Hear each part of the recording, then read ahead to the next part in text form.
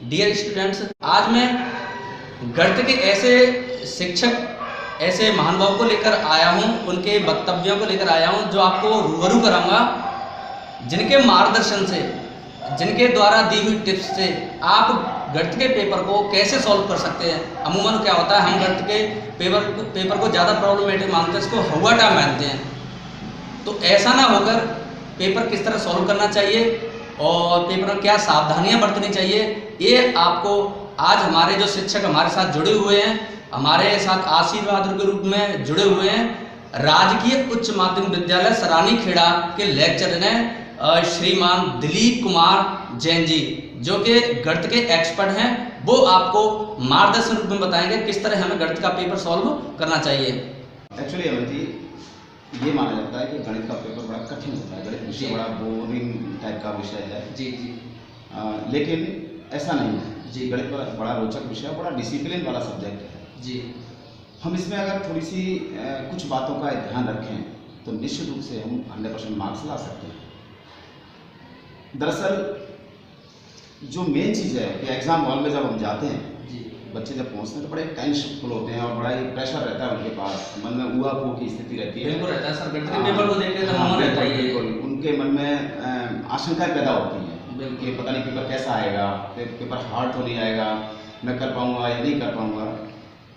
असल में ये जो आशंकाएं होती है ना, ये उनके दिमाग में पहले से जो एक कॉन्सेप्ट सा चला रहा है गणित कठिन है, इसलिए उनके मन में ये आशंकाएं पैदा होती हैं। जी जी। लेकिन असल में अगर देखा जाए तो गणित बड़ा ही सरल विषय है, मार्क्स बड़े आसानी से प्राप्त होते हैं, आसानी से ला सकते हैं बच्चे और 100% मार्क्स ला सकते हैं। इसके लिए इनको कुछ बातों का ध्यान रखना पड़ेगा। जी सर। जैसे एक तो जब अपन कॉपी में लिखते हैं जी, तो उनके जो इंस्ट्रक्शंस हैं, कॉपी के जो इंस्ट्रक्शंस होते हैं उनको अच्छी तरह से पढ़ें, एक बार पढ़ लें किसी के लिए, उसके बाद उसमें स्पष्ट लिखें, साफ लिखें, क्योंकि कॉपी एग्जामिनर को चेक करनी है। जब एग्जामिनर कॉपी चेक करेगा तो वो उससे इम्प्रेस होगा, है ना। चूंकि गणित में रफ कार्य भी करना होता है, तो इसलिए रफ कार्य के लिए वो उस पेज पर न करके पीछे के 1-2 पेज ले लें और उसका रफ कार्य करें, ऊपर लिख दें उसके ऊपर रफ कार्य। इसके बाद जब अपन क्वेश्चन सॉल्व करते हैं, चूँकि मैथमेटिक्स में स्टेप मार्किंग होती है, हर स्टेप का मार्क, हर स्टेप का अंक है, तो बच्चा जब क्वेश्चन को सॉल्व करे तो जो स्टेप उसको आ रहा है उसको जरूर लिखें, साफ साफ लिखें।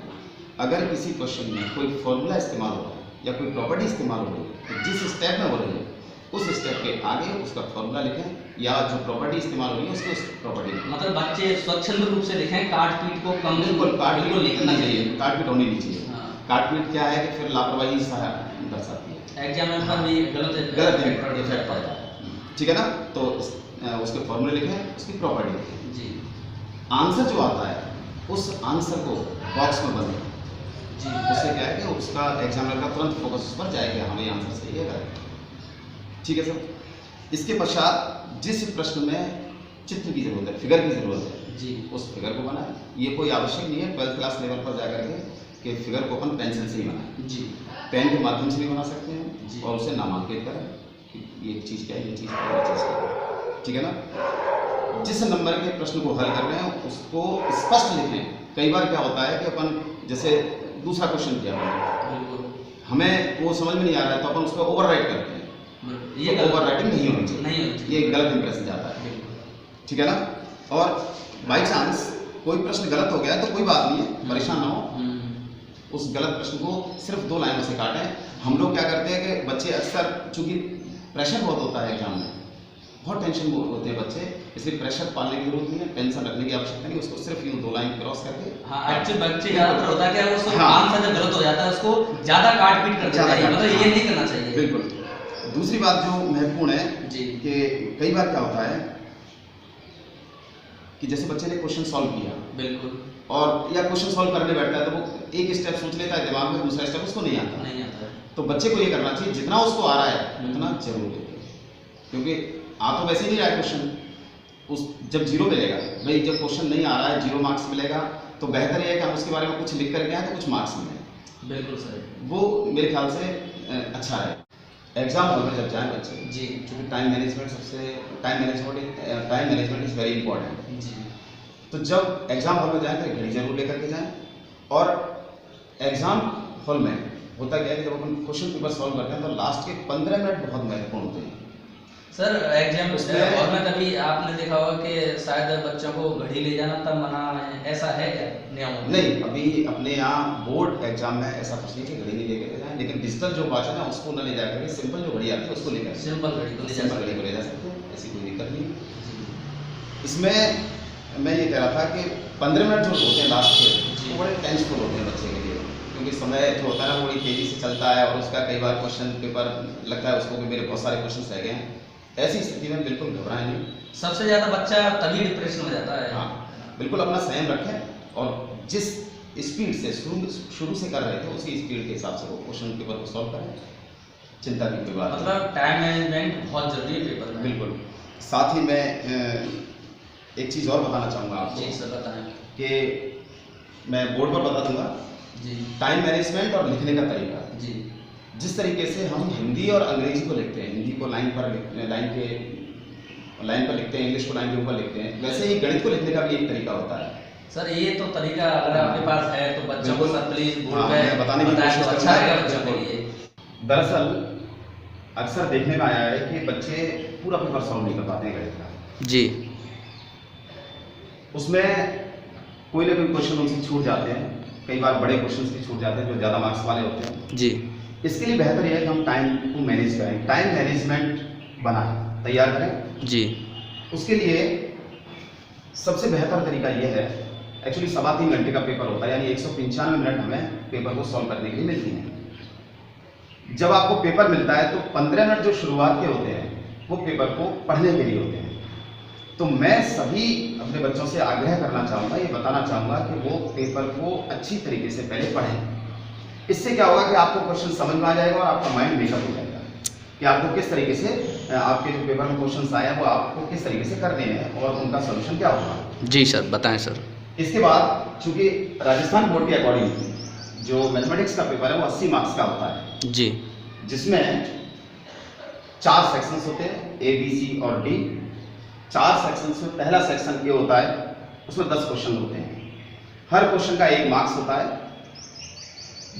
और चूंकि 10 क्वेश्चन होते हैं तो 10 मार्क्स के 10 क्वेश्चन होते हैं। सेक्शन बी में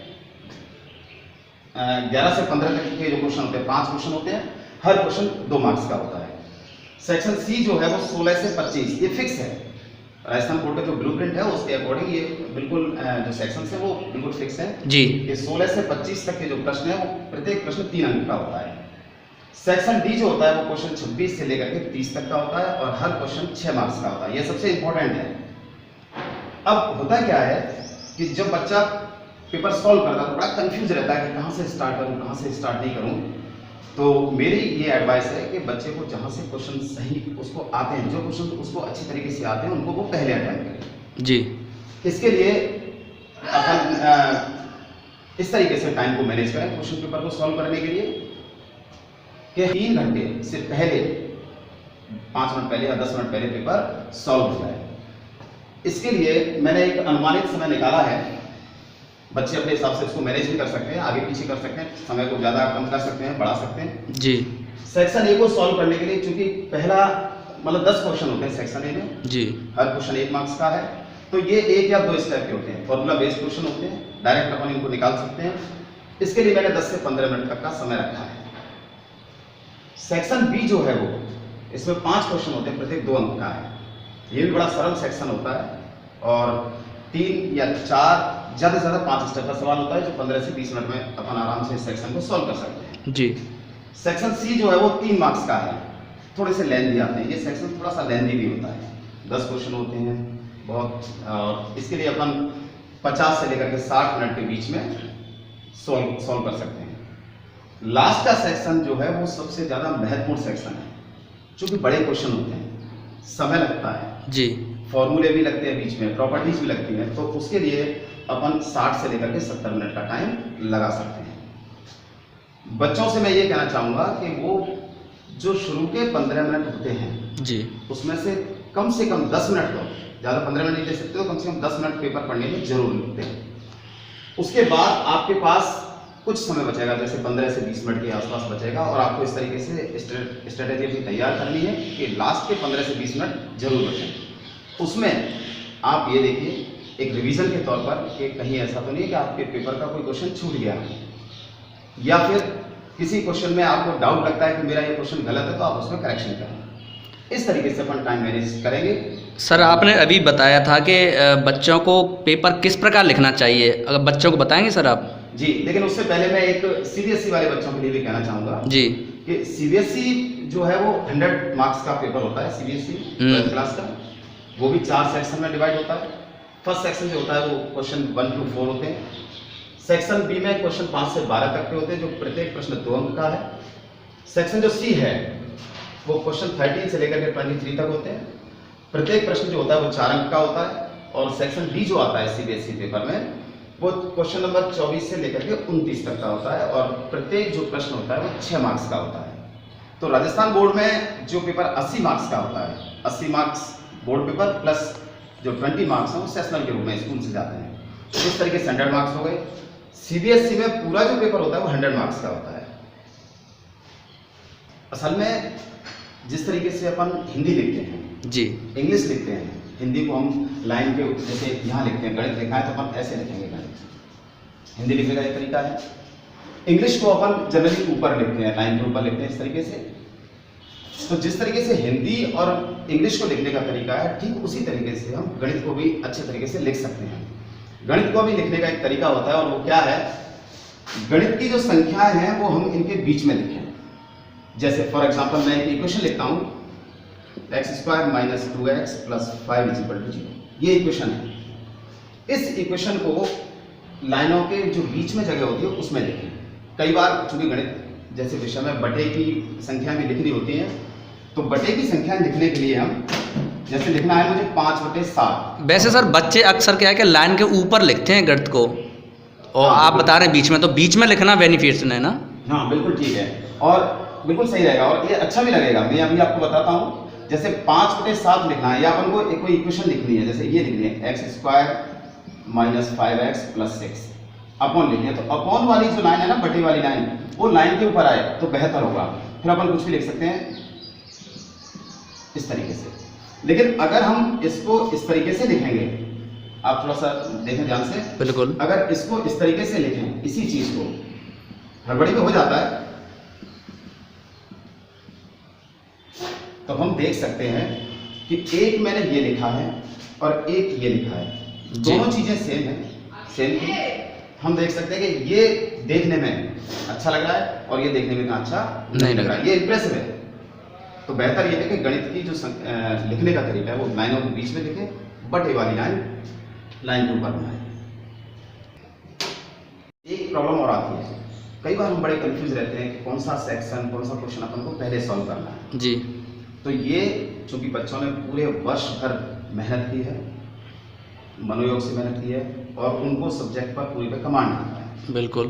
तो ऐसी स्थिति में जो उनको अच्छा लगता है वहां से स्टार्ट करें, लेकिन बेहतर ये है कि पहले सेक्शन ए को सॉल्व करें, क्योंकि सेक्शन ए जो होता है वो छोटे छोटे क्वेश्चन होते हैं, उनके सॉल्यूशन छोटे छोटे होते हैं, जल्दी हो जाता है। उससे क्या है, हमारा जो कॉन्फिडेंस है ना वो बिल्डअप होता है जी, एक नया जोश आता है, हमें अपने आप में विश्वास पैदा होता है, तो हम आगे के सेक्शंस को भी सॉल्व कर सकते हैं, आसानी से सॉल्व कर सकते हैं।